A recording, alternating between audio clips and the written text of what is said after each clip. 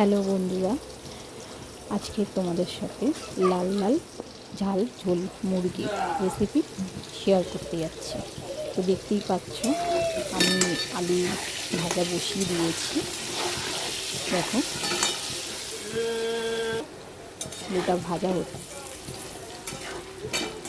আলুটা ভাজা হয়ে গেলে আমি তুলে নেব। তো দেখতেই পাচ্ছ আলুটা ভাজা হচ্ছে, তো তুলে নিয়েছি। এর মধ্যে জিরে ঢেলে দিলাম। জিরে দেওয়ার পরে পেঁয়াজ দিয়ে দিলাম।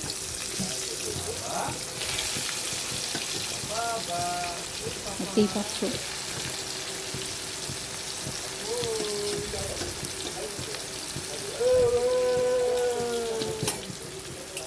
পেঁয়াজটা ঢালার পরে তাকে খুন্তি দিয়ে নাড়াচাড়া করে নিচ্ছি।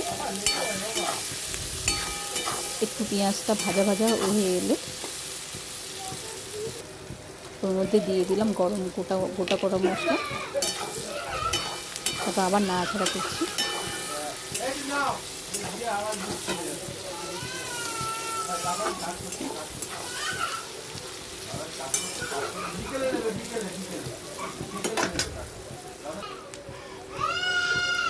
দিয়ে দিলাম অল্প একটু চিনি, যাতে বলেছিলাম লাল লাল ঝাল ঝোল তৈরি করছি। তো একটু চিনি না দিলে লাল রঙটা আসবে না, তার জন্য অল্প একটু চিনি দিয়ে দিলাম। তারপরে দিচ্ছি নুন আন্দাজ মতো 3 চামচ নুন দিলাম। নুন দিয়ে আবার ভালো করে নাড়াচাড়া করব যতক্ষণ না পেঁয়াজটা হালকা ব্রাউন কালার হয়ে আসছে, ততক্ষণ আমি ভেজে যাব। দেখতেই পাচ্ছ ভাজছি আমি। এইবারে আমি ভাজা হচ্ছে, দেখতেই পাচ্ছ।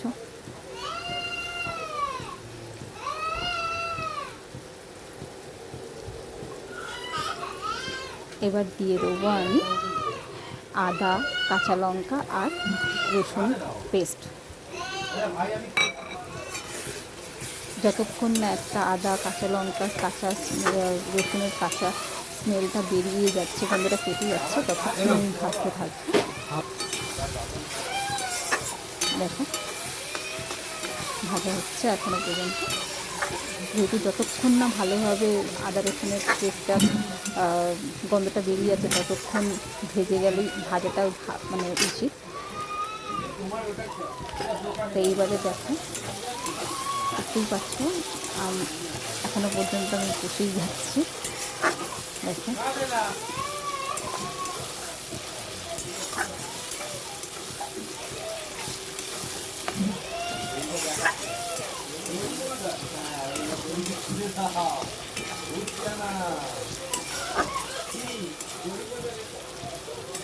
এরপরে আমি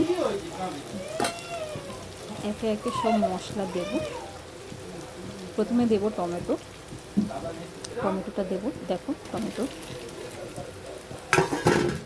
টমেটো দিয়ে ফের নাড়াচাড়া করব।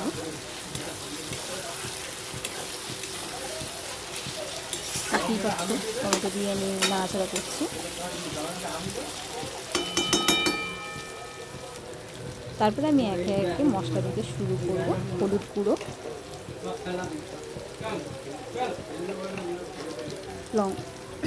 গুঁড়ো, লঙ্কার গুঁড়ো, কাশ্মীরি লাল মির্চ,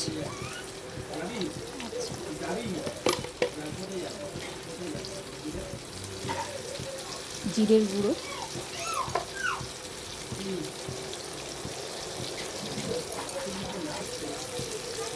ধনের গুঁড়ো, মশলা বাটার জলটা দিয়ে দিলাম। দিয়ে ভালো করে আবার কষতে থাকবো। যতক্ষণ না তেলটা বেরিয়ে আসে ততক্ষণ আমি কষবো। রান্নার একটাই গুণ যে যতক্ষণ না কষে তেলটা ছেড়ে আসে ততক্ষণ কিন্তু রান্না মানে নাড়াচাড়া করে যেতে হবে। আর এই আরেকটা সিক্রেট জিনিস দিচ্ছি, যেটা হচ্ছে একটা রকমের পাতা আছে, তো ওটা দিলে খুব টেস্ট হয়। তা আমি এখনও প্যাকেটের মধ্যে নামটা দেখিনি, কোনো দিন তোমাদেরকে ওই পাতার ভিডিওটা দেখো। ওটা দিলেই তরকারি খুবই টেস্ট হয়। যে কোনো তরকারি দিতে পারো, দিলে দেখবে টেস্টটা খুব সুন্দর বাড়ে আর ফ্লেভারটা খুব ভালো আসে। দেখতেই পাচ্ছ, দেখো কষতেই আছি, যতক্ষণ না কষা হবে ততক্ষণ চিকেন দেবো না। এইবারে হয়ে এসছে, দেখতেই পাচ্ছ তেল ছেড়ে গেছে, এবার চিকেনগুলো ছাড়ছি। দেখো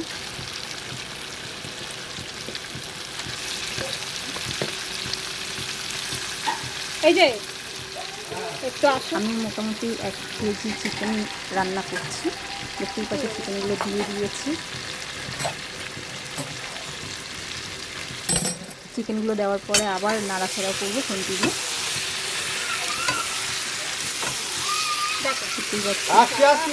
বেশ ভালো করে নেড়ে নেব, নিয়ে যতক্ষণ না চিকেন থেকে জলটা উঠে আসছে, তারপরে জলটা যতক্ষণ না শুকাচ্ছে আমি জল চিকেনে দেবো না।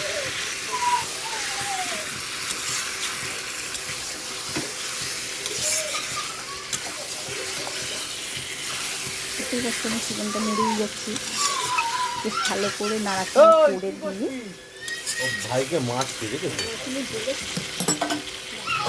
আমি পরে একটা ঢাকনা দিয়ে চেপে নেব। বেশ কিছুক্ষণ ঢাকনাটা দিয়ে রাখার পরে একটু এগিয়ে নিয়ে যাবো, আলুটা করে রাখো। হ্যাঁ,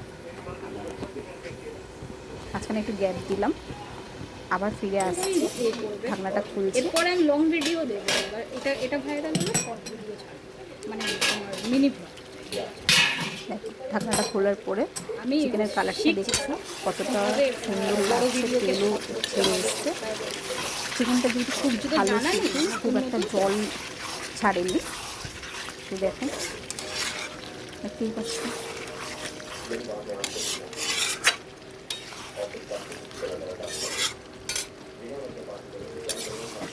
চিকেনটাতে একদম মানে খুবই হালকা জল উঠেছে, খুব একটা জল ছাড়েনি, খুবই ভালো চিকেনটা ছিল।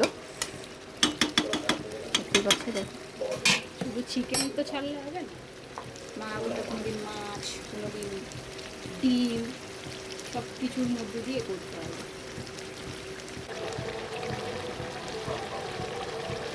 কত সুন্দর চিকেনের ফ্লেভারটা, মানে রঙটা এসছে দেখো।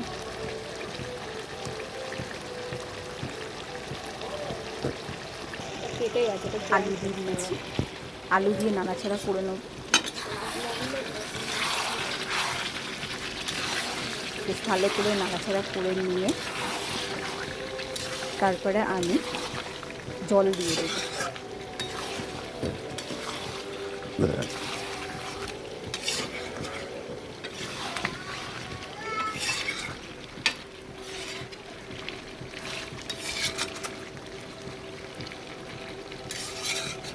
দেখো বেশ ভালো করে নাড়াচাড়া করে নিয়েছি, নাড়াচাড়া করে নেওয়ার পরে এইবারে আমি জল দেব। আমি শুনেছি মা ঠাকুমাদের কাছ থেকে যে খুন্তি ধুয়ে জল দিলে নাকি রান্নার খুব ভালো টেস্ট আসে, তো আমি সেটাই করি, হয়তো তোমরাও সেটা করো। দেখো এবার বেশ ভালো নাড়াচাড়া করে আরেকটু জল দেবো সামান্য। দেখতেই পাচ্ছ, কেন যেহেতু হালকা পাতলা ঝোল এই গরমের সময়, কম মশলায়। এবার ঢেকে দিলাম, ঢাকাটা খুলে দেওয়ার পরে আরেকবার নাড়াচাড়া করে নিলাম।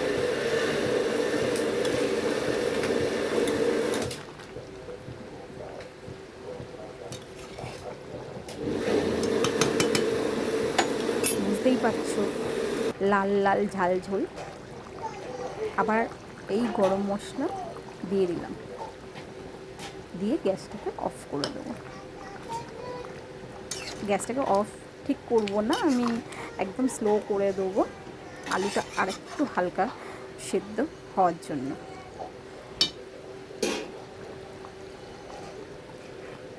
তা আমার রেসিপি কেমন লাগলো কমেন্ট করে জানিও।